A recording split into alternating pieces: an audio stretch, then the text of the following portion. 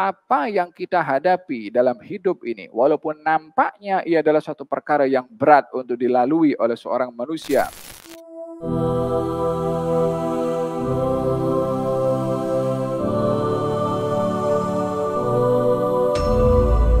Kami Allah menduga kamu dengan sesuatu yang kamu suka, nikmat, rezeki, sehat, harta, dan sesuatu yang kamu tak suka, susah, rezeki, ekonomi sempit, sakit, dan berbagai macam problem. Dua-dua adalah dugaan. Kata Imam Ibn Athaillah Sakandari, sikap seorang mukmin kepada Allah Subhanahu wa taala akan mengedepankan konsep husnudzan, baik sangka kepada Allah Subhanahu wa taala, yang diperintahkan baik itu di dalam Al-Qur'anul Karim dan juga dalam hadis Nabi Muhammad sallallahu alaihi wa ala alihi wasallam. Baginda bersabda tentang pentingnya husnudzan, baik sangka.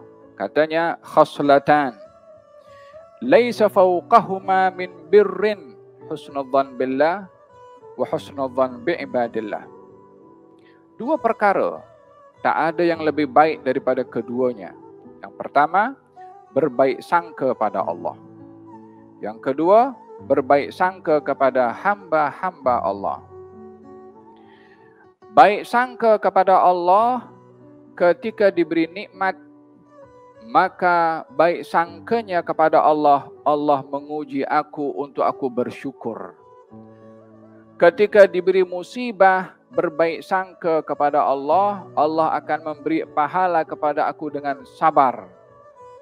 Sehingga tidak bermain dalam hatinya, apa silap aku sampai Allah menduga aku seperti ini? Apa salah aku sehingga Allah menduga aku dengan dugaan yang berat yang aku tak mampu memikulnya? Ini sudah buruk sangka kepada Allah Subhanahu wa taala ketika berhadapan dengan dugaan. Kata Imam Ibn Athaillah Sakandari mengatakan, kalau kamu tidak dapat bersangka baik kepada Allah kerana kebaikan sifatnya, maka bersangka baiklah kepada Allah karena layanannya kepada kamu. Bukankah Allah melayan kepada manusia itu hanya dengan kebaikan sahaja?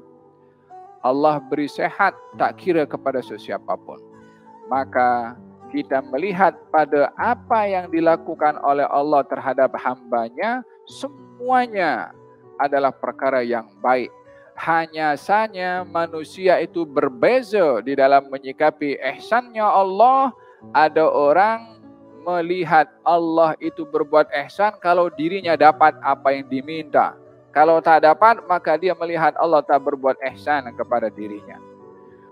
Dalam hadis Nabi Muhammad SAW, beliau bersabda, ada kalanya Allah itu menduga seorang dengan miskin, karena kalau dia dibiarkan kaya, dia makin jauh daripada Allah dengan kekayaannya.